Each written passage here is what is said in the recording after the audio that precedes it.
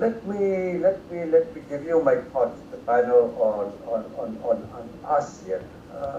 I was not very, I was very pessimistic about ASEAN until I started looking at it more carefully in the past 6, 7 months. ASEAN, as we know, was founded in 1967. First decade of ASEAN was basically was spent on getting to know each other, garnering each other's trust, uh, moving around, establishing the base. ASEAN started economic integration a decade after it was established. So after having established some sort of a base, it started economic integration, ASEAN PTA, AFTA, and of course there were challenges that were posed by China and other countries, which became obvious after the Asian financial crisis, when foreign direct investment was diverted away from us into these other countries. And ASEAN took a very bold move. It announced in 2007, the leaders announced that they would have the AEC by 2015. It was a very ambitious project. Aside from the EU, I am not aware of any other region that has stated that it wants to be an economic community. Economic community is one of the most advanced form of economic integration. Even NAFTA is a FTA, much lower than what ASEAN aspires to. Of course, EU is more advanced, but EU, the situation was very different after the Second World War. They wanted peace, they said no more war. A political will to integrate was very strong, so they could move quickly. But even in EU, those of us who study economic integration will find that the roadmap was not very smooth. When EU started integration under the so-called Treaty of Rome, they wanted to be an economic community. It didn't happen. They landed up with a customs union. So, but then they held on to the effort and all that. And in the early 80s, they came out with the Single Europe Act. Took a while. Finally, they became an economic union and then later a monetary. So the path to economic integration is very difficult, and ASEAN chose a very ambitious path. So whatever ASEAN has achieved so far must be looked at in that light. And if we do so, then the outcomes are not very pessimistic. I mean, ASEAN has achieved something. Of course, next year's deadline is a milestone, not an end in chapter. It's an important landmark in the path to economic union. So the journey has begun, maybe halfway there. As Leonard said, it will take time. Maybe by 2025, ASEAN will be closer to an economic union, maybe even 2030. But the challenges it faces, of course, the challenges that ASEAN faces are spelled out in the AEC blueprint of 2007, the 4 pillars, what needs to be done. That they may accomplish by 2025 or 2030. But in addition to that, there are newer agendas that ASEAN has to handle. And let me conclude by saying a few things on those newer agendas. Strategically, sort of the question is, ASEAN centrality by and large in the region, I think, is established, in my thinking at least. Now the question is, how can ASEAN promote Asia's interest in global fora, G20, the ASEAN Secretary General is invited to that meeting. How can we take Asia's voice to the G20 and try to re-energize G20? G20, as you know, after the first few summits has not been very effective.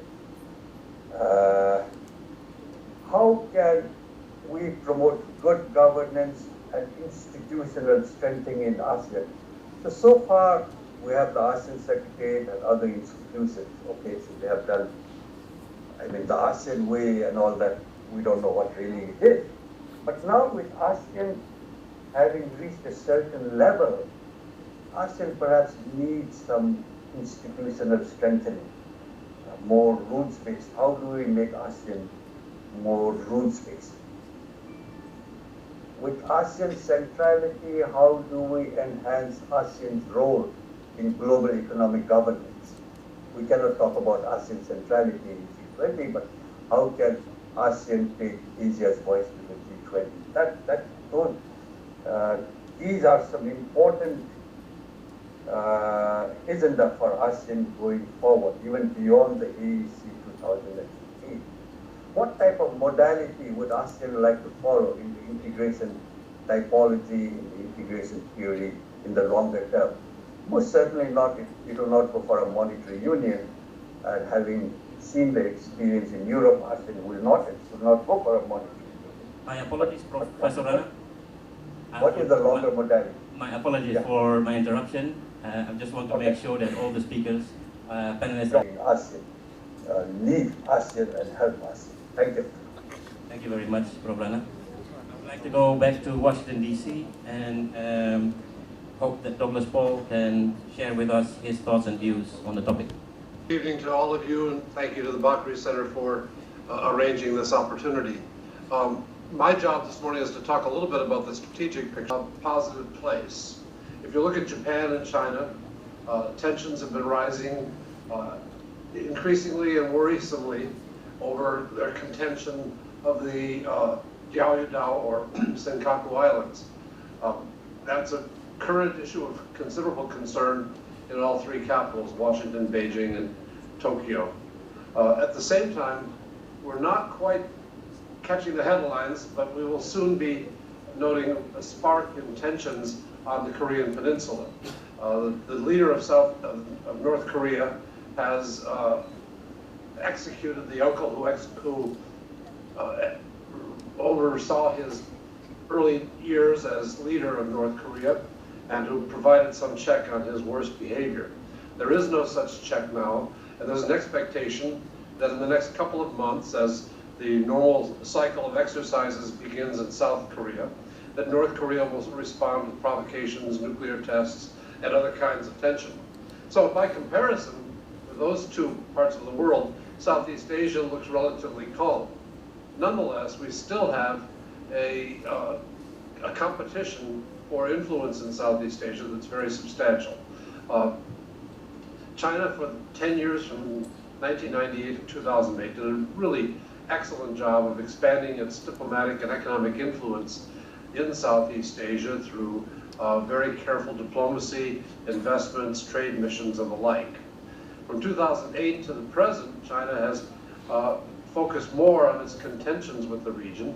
The claims China has in the South China Sea, which it has been unable to articulate according to international law, have made China's relationship with ASEAN far more complicated.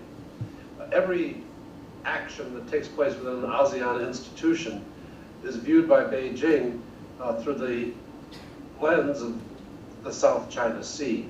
And where does the specific capital, whether it's Phnom Penh or Jakarta or Manila, stand in respect to China's claims to the South China Sea?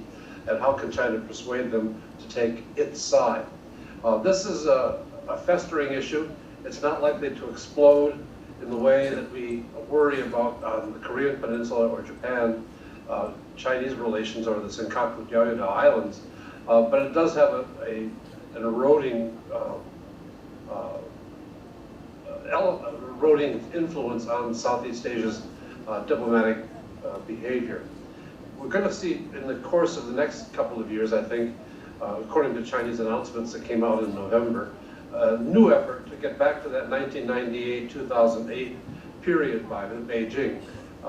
They've announced a new peripheral diplomacy, which is supposed to be focused on a couple of things. One is a Central Asian revival of the Silk Route, but also a South Asian, Indo-Pacific new kind of Silk Route to the West through expanding trade links and the like. And China has pledged, although not yet articulated in detail, a new ASEAN infrastructure fund, which is intended to put meat on the bones of this idea of a new Silk Route through the Indo-Pacific, and to integrate markets in Southeast Asia with Chinese markets through a range of things, from highways to ports to power lines to gas lines, and in an effort to find growth for the Chinese economy, they will take their tremendous amount of domestic savings and apply it to loans to Southeast Asia to try to build infrastructure. I think that's going to be a source of growth. You can't measure it yet because China hasn't put the hard numbers to paper for public consumption yet, but the ambition is there, and I would expect to see that ambition followed through by the current very forceful regime in Beijing. The United States at this time has articulated a comprehensive rebalance which has economic elements such as the TPP. It has diplomatic elements such as the U.S. getting back involved in a couple of years ago in signing the Southeast Asian Treaty, taking part in the East Asian Summit and the like. And then it has a security dimension, which is to make sure that while the United States draws down its forces in Pakistan, Iraq, Afghanistan, and the Middle East, it does not do so in Asia. It maintains a floor on its position in East Asia. This is all very coherent in form. In fact, the second term of the Obama administration is looking to be more focused on domestic politics and not on events in East Asia. And so follow-through is more in question here in Washington than I would say it is in question in Beijing. Beijing seems to have the resources and the will to go forward. Washington has yet to demonstrate that it has the will. So I'll leave it there and look forward to your comments and questions. Thank you, Dr. Which is what you need to address some of the issues that Vikram raised about growing inequality, or at least a growing sense of being left behind among many segments of Southeast Asian society.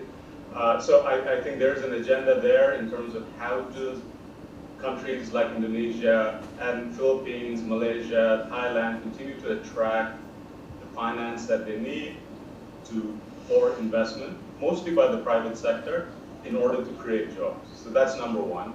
Number two is, also Vikram mentioned this, is China.